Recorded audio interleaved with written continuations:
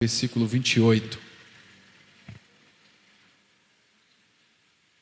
Diz assim o texto: E dito isto, ia caminhando adiante, subindo para Jerusalém. E aconteceu que, chegando perto de Betfagé e de Betânia, ao monte chamado das Oliveiras, mandou 2 dos seus discípulos, dizendo: Ide à aldeia que está defronte, aí, ao entrardes, acharei preso um jumentinho, em que nenhum homem ainda montou. Soltai-o e trazei-o. Se alguém vos perguntar, por que o soltais? Assim lhe direis, porque o Senhor precisa dele.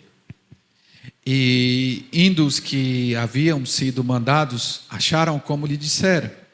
E quando soltaram o jumentinho, os seus donos lhe disseram: Por que soltais o jumentinho? E eles responderam: O Senhor precisa dele. E trouxeram-no a Jesus, e lançando sobre o jumentinho as suas vestes, puseram Jesus em cima. E indo ele, estendiam no caminho as suas vestes. E quando já chegava perto da descida do Monte das Oliveiras, toda a multidão dos discípulos, regozijando-se, começou a dar louvores a Deus em alta voz por todas as maravilhas que tinham visto, dizendo: Bendito o Rei que vem em nome do Senhor, paz no céu e glória nas alturas. E disseram-lhe dentre a multidão alguns dos fariseus: Mestre, repreende os teus discípulos. E respondendo ele, disse-lhes: Digo-vos que se estes se calarem, as próprias pedras clamarão. E quando ia chegando, vendo a cidade, chorou sobre ela, dizendo: se tu conhecesses também, ao menos neste teu dia, o que a tua paz pertence. Mas agora, isso está encoberto aos teus olhos. Porque dias virão sobre ti, em que os teus inimigos te cercarão de trincheiras e te sitiarão, e te estreitarão de todas as bandas, e te derribarão a ti e a teus filhos, que dentro de ti estiverem, e não deixarão em ti pedra sobre pedra, pois que não conheceste o tempo da tua visitação. Amém. Vamos orar. Senhor Jesus, celebramos o teu nome, porque acabamos de ler esse momento em que Jesus chega em Jerusalém para participar dos seus últimos dias, antes da crucificação, antes do martírio. E nós pedimos que o Senhor enche o nosso coração de temor, de tremor diante do Senhor, de alegria, de gratidão, por saber que o Senhor nos ama tanto, por saber que o Senhor tem nos direcionado para a tua glória, para o teu louvor. Que o Senhor nos ajude na compreensão da tua palavra. Eu clamo e eu te peço, Deus, em nome de Jesus Cristo. Amém. Irmãos, quando nós olhamos para o nosso passado, nós percebemos que algumas situações que aparentemente eram difíceis naquela época, hoje nós tiraríamos de letra.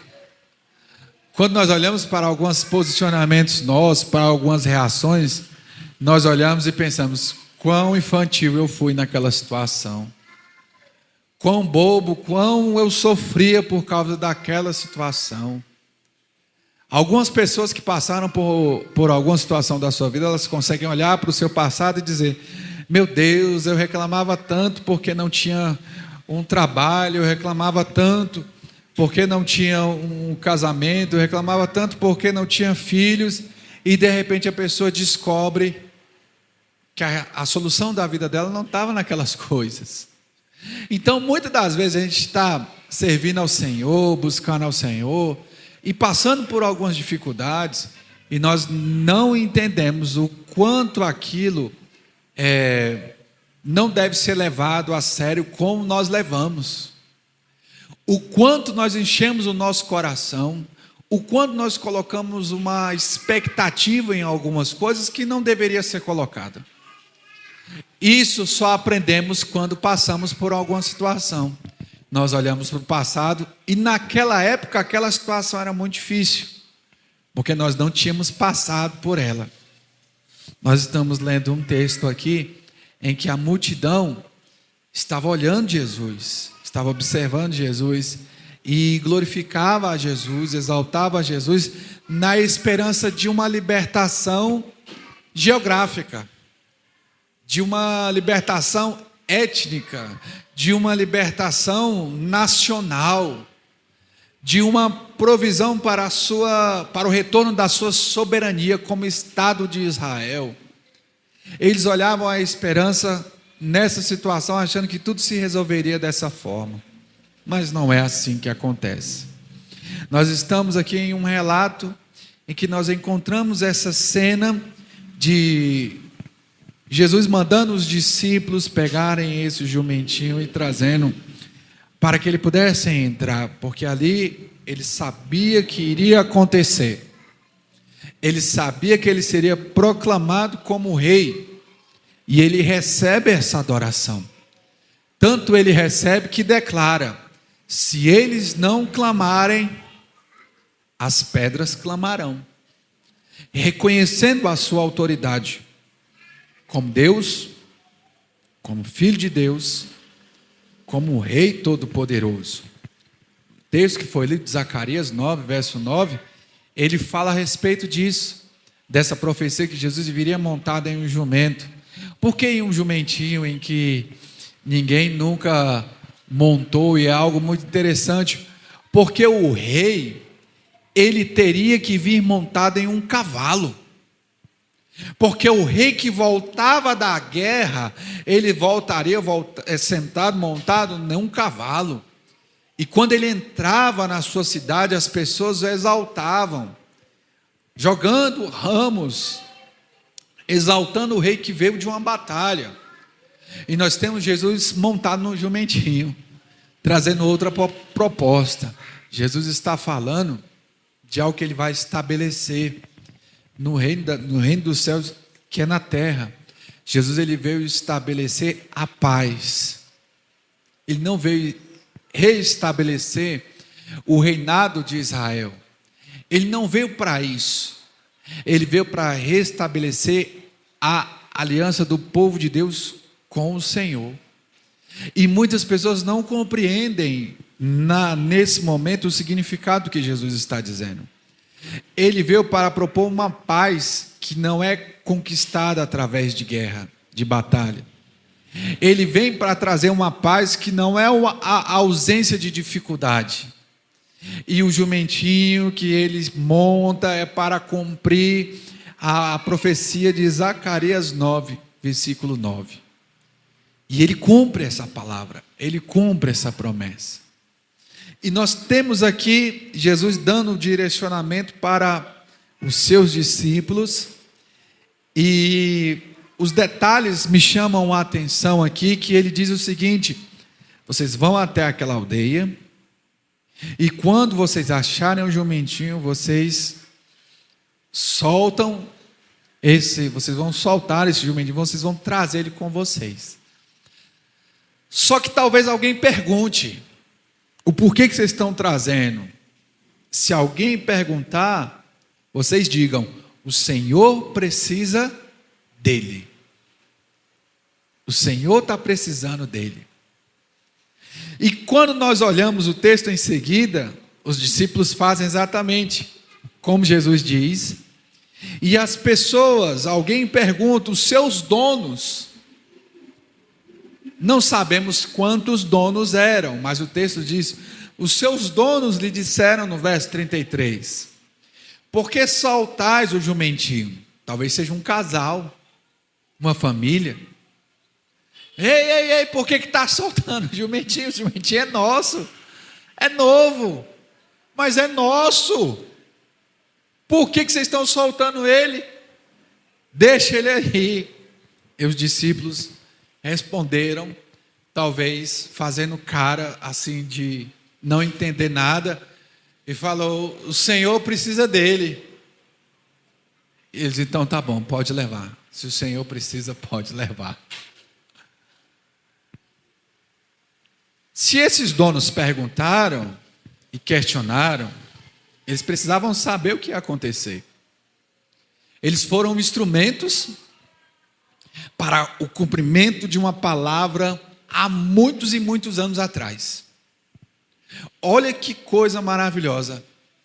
Esses donos, talvez uma família, talvez um casal, liberou um jumentinho que era deles. E eles talvez tivessem algum apreço por esse jumentinho, porque eles perguntam: ei, calma aí, vai para onde com o jumentinho? E os discípulos respondem: nós vamos levar porque o Senhor precisa dele. Eles fazem o quê? Liberam. Deixam o jumentinho ir. Nós temos algumas coisas em nossas vidas que elas precisam ser liberadas. E muitas e muitas vezes, algumas coisas que você precisa liberar é para que o nome do Senhor seja glorificado e se cumpra a palavra de Deus. Nós olhamos a perca e essa perca ela simboliza o reino de Deus. Aquele que quiser, assim diz a palavra do Senhor, né? Aquele que quiser ganhar a sua vida, vai fazer o quê? Perdê-la. Perder, ganhar. Quem quiser viver para Cristo, deve crucificar a sua carne. Deve fazer o quê? Morrer.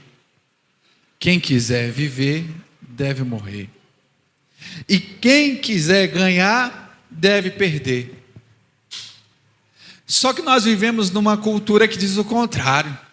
Eu não vou perder meu tempo com coisa que não vai me trazer nenhum tipo de lucro. Eu lá vou perder meu tempo com esse negócio de jantar, de crente. Já fiz isso outras vezes. Geralmente dá confusão. O povo só quer montar em cima de mim. Eu não tenho dinheiro, eu lá vou participar disso. Não quero. Há algumas coisas no reino de Deus, na nossa vida, nós precisamos estar dispostos a abrir mão. Por exemplo, para que eu e você busque viver o Evangelho e a palavra do Senhor, a gente vai ter que abrir mão de muitas coisas. Começando por nós mesmos, pelo nosso eu. Você está disposto a criar o seu filho para ser um missionário? Está por aí passando por certas dificuldades que missionários passam. Pastor, comprometido com a palavra de Deus. Já pensou seu filho ou sua filha está envolvido à frente de ser responsável por uma obra? Pastor, não. É melhor ter uma profissão mesmo. E aí, se ele quiser, ele faz isso. Mas ele tem que ter uma profissão. Porque ele tem que ter alguma coisa para ele se resguardar. É melhor ele fazer isso, pastor. Nós temos os nossos filhos e nós não queremos perdê-los. E nem queremos que eles sofram. Mas eu quero lhe dizer que Deus construiu a sua vida da forma como você é hoje. Porque talvez você não teve muitas coisas que hoje você dá para o seu filho. Você conseguiu ter o caráter que tem hoje, porque você aprendeu pela dificuldade da vida a ser forte, a pelejar, ter coragem, estudar, trabalhar, disposição. Porque a vida que você teve lhe impôs isso. Você não teve alternativa. Perder é ganhar na obra do Senhor. Achar que está, aos olhos do mundo, sendo feito de bobo, é estar servindo ao Senhor. Porque a palavra do Senhor ela vai dizer bem claro, para aqueles que Jesus diz lá em Mateus 25, vinde, entrai no reino que está preparado desde a eternidade para vocês. Porque eu tive fome e vocês me deram de comer. Eu estava nu e vocês me vestiram. Eu estava preso e foste me visitar. Eu estava doente, foste me visitar. E eles vão perguntar: aonde foi que nós vimos estas coisas? Quando foi que isso aconteceu? Quando fizeste a um desses meus pequeninos assim, me fizestes. Então muitas e muitas vezes nós olhamos para a situação das nossas vidas e nós achamos que nós estamos perdendo. Perder, irmãos. Dedicar, entregar nosso tempo, investir energia na obra do Senhor, investir sua atenção. Você não está perdendo, você está ganhando no reino espiritual. E que bênção é isso. Nós temos aqui os donos desse jumentinho que perderam esse jumentinho para um propósito. Irmão, que honra! Que honra! Esse animal carregar o Filho de Deus Todo-Poderoso, o Deus Todo-Poderoso Jesus Cristo. Eles perderam um animal para um propósito fenomenal. A entrada triunfal de Jesus Cristo. Olha que coisa fantástica, olha que coisa especial, olha que coisa maravilhosa. Não olhe para as dificuldades dessa vida, achando que em tudo você está perdendo, de forma alguma. Eu olhei um vídeo de um casal missionário, os dois trabalhando na obra do Senhor a vida toda, e eles já estavam bem avançados de idade. E aí chega alguém e pergunta para eles: dê um conselho aos jovens, qual conselho você daria? E ele fala: já no final da sua vida, com algumas dificuldades, invistam o seu tempo e a sua energia em falar de Jesus Cristo. Não é perca. Você não terá prejuízo, irmãos. Nós estávamos aqui hoje falando sobre trabalho, e eu me lembrei dos que trabalham na obra do Senhor, dos que investem o seu tempo e a sua energia, e de muitas pessoas que acabaram se frustrando por ver o próprio pai, a própria mãe se dedicando tanto à obra do Senhor e não terminando bem. Já vi situações de pessoas em que viram os pais dedicarem toda a sua vida à frente de uma obra, de uma igreja simples, e a igreja não ter recurso, e eles passarem por muita dificuldade e vierem a morrer. E os filhos olhando para aquilo, olhando para toda aquela dificuldade, eles vêm a se frustrar por conta dessa situação, e ficam machucados, e ficam magoados com a igreja. Isso é uma falha que aconteceu, isso foi um erro que aconteceu. E talvez você de alguma forma tenha tido alguma experiência nesse sentido. Eu quero lhe dizer que nada que você faz na obra do Senhor, nada, nenhuma experiência que você teve de entregar o seu tempo, sua energia, sua dedicação ao Senhor é em vão. Nenhum trabalho no Senhor é em vão, irmãos. Nenhum trabalho no Senhor é em vão.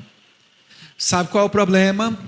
O grande problema é que as pessoas precisam estar saradas e liberarem o jumentinho da mágoa. Soltar o jumentinho do rancor. Libera o jumentinho que tem dentro de você. Em nome de Jesus. Não deixe, irmãos, ele tem um propósito maior. Sabe qual é o propósito dele? Que o nome do Senhor seja glorificado. Se você liberar perdão, se você perdoar, se você tiver uma vida renovada no Senhor, o nome de Jesus Cristo vai ser glorificado através da sua vida. Olha que coisa preciosa, olha que coisa maravilhosa. Quando nós olhamos e percebemos o propósito do Senhor na entrada em Jerusalém, que é para se cumprir a sua palavra, nós vamos olhar na palavra de Deus alguns textos, e tem dizendo lá em Mateus, no capítulo 16, verso 25: portanto, quem quiser salvar a sua vida, perdê-la-á, e quem perder a sua vida por minha causa, achá-la-á. Enxergue a obra de Deus, a sua vida na obra de Deus, como alguém que não perde, mas sempre ganha. Talvez alguma situação de frustração foi para você ganhar entendimento e experiência que existem pessoas que não levam a obra de Deus a sério. Mas Deus, ele não muda, Deus, ele continua misericordioso. Deus, ele não tem nada a ver com isso. Existe o joio e existe o trigo. Mantenha-se comprometido com a palavra do Senhor, em nome de Jesus. Deus tem sempre um propósito em todas as coisas que acontecem na sua vida. Deus tem sempre um propósito em todas as coisas que acontecem na sua vida. Não tenha medo disso. Não tenha frustração disso. Tenha certeza disso, que o Senhor, ele tem um propósito. Qual foi o propósito daquela situação? Que Jesus cumprisse a palavra de Zacarias e que o próprio Deus entrasse em Jerusalém. E assim aconteceu. Quando os discípulos estão revestindo aquele animal com essas vestimentas, com algumas roupas, para que Jesus entre em Jerusalém, o povo fica exaltado, o povo fica extremamente animado, porque é chegado agora o momento em que o rei vai entrar na cidade. E eles começam a cantar: Hosana nas alturas, Hosana nas alturas. Alguns deles não compreendiam, mas havia disposição e alegria em receber Jesus. E você que tem um certo tempo já de servindo ao Senhor, sirva ao Senhor com alegria cada vez mais. Salmos capítulo 100, verso 2: servi ao Senhor com alegria e apresentai-se a Ele com cânticos, exaltando o nome do Senhor. Enxergue a obra de Deus como alguém que, mesmo com dificuldades, mesmo oprimido, mesmo cansado, mesmo passando por algumas lutas, entende que o Senhor é digno de ser louvado. Faça essa compreensão dentro da sua mente, irmãos. Você cansa, você passa por dificuldades e enfermidades na sua saúde, isso acontece. Mas mesmo assim, você entregando o louvor ao Senhor, o Senhor recebe. E que coisa maravilhosa é estar em comunhão com o Senhor. Essas pessoas estavam recebendo Jesus, o adoravam, e Jesus recebe esse louvor. Jesus recebe esse elogio, porque ele reconhece que é rei e está demonstrando para as pessoas que é rei. Ele não tem nenhum pesar nisso. Ele não tem nenhuma dificuldade com isso. Mas, no meio de tudo isso, vai ter pessoas insatisfeitas. Olha o que o verso 39 diz aqui, ó. E disseram-lhe, dentre a multidão, alguns dos fariseus: mestre, repreende os teus discípulos. Repreende o povo que está glorificando, né? Aí o verso 40 diz: respondendo ele, disse-lhes, Jesus disse aos fariseus: digo-vos que se estes calarem, as próprias pedras clamarão. O povo estava ovacionando, exaltando, recebendo Jesus, glorificando o nome do Senhor, balançando os ramos, como é de costume que nós vemos aqui na nossa cidade. Nós estávamos aqui na escola dominical e todo mundo subindo com o seu raminho assim, ó, para casa. Todo mundo subindo com o seu ramozinho. Estávamos celebrando isso. E as pessoas estavam fazendo isso com alegria, com disposição. E o que os legalistas estavam falando? Não precisa disso. Não sei para que isso. Deus está vendo meu coração. Estou aqui, mas estou adorando. Não precisa de gritaria. Não precisa dessa baixaria toda. Eu estou aqui, eu estou adorando do mesmo jeito. É muito difícil você observar toda a criação e a criação não se expressar. Irmãos, quando você tem a oportunidade de ir na praia e você vê aquela imensidão de água, aonde os seus olhos já não conseguem enxergar mais e mais e mais água, e você vê aquilo tudo firmado, parado, aquilo é uma expressão do poder de Deus. Nós estávamos descendo para cá e olhando para uma lua que ela é, irmãos, terrivelmente bonita. Assustadoramente bonita a lua, que quando a gente chegou aqui, ela estava imensa. E Deus proporciona, Deus manifesta a sua glória em tudo isso. Quando nós olhamos para a Bíblia, nós estamos observando a manifestação de Deus. Deus é ativo, o Espírito Santo de Deus se manifesta. E por que que nós não devemos ser pessoas que expressam também a sua adoração? Vai haver pessoas que vão expressar e outras que não.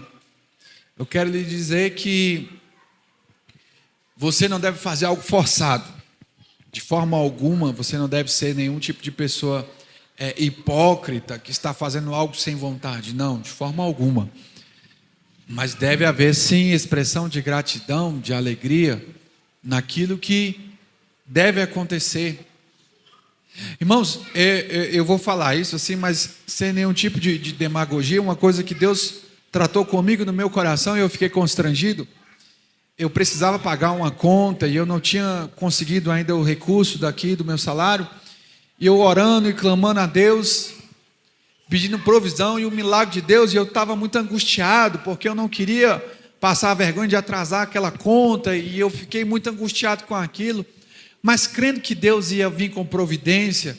Mas aquele momento, ele me deixou muito angustiado por alguns dias, por não ver a possibilidade de se resolver aquilo. Irmãos, quando veio alguém usado por Deus e falou: pastor, eu estou mandando esse dinheiro aqui para a sua vida, foi o dinheiro justamente de pagar a conta. O meu coração se alegrou pela providência de Deus, daquilo tudo, e de ver aquela conta paga, eu me alegrei. Mas ao mesmo tempo eu fiz uma avaliação comigo mesmo. Será que eu tenho me alegrado dessa forma na presença de Deus? Será que eu estou me alegrando mais com aquilo que Deus faz, com aquilo que Deus me dá, ao invés de me alegrar por aquilo que Deus é, por aquilo que Ele tem sido em minha vida? Eu fiquei aliviado. Isso não é errado de forma alguma, mas eu fiz essa análise no meu coração e eu fiquei pensando sobre isso. E nós precisamos analisar o nosso coração, se verdadeiramente a nossa expressão de gratidão, de louvor ao Senhor tem acontecido, se ela existe, ou se nós somos pessoas que vivem como pedras, né? Não reagem, têm dificuldade de se expressar. Isso deve ser visto com cuidado na sua vida, e você deve tomar cuidado. Homens religiosos e legalistas estavam preocupados com a nova doutrina que Jesus ensinava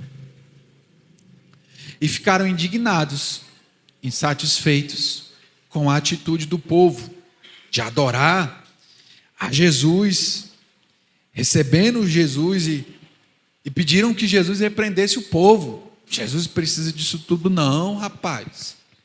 Fala para o povo se acalmar mais. Jesus, se eles não clamarem, se eles não louvarem, as pedras louvam, porque eu sou Deus Todo-Poderoso.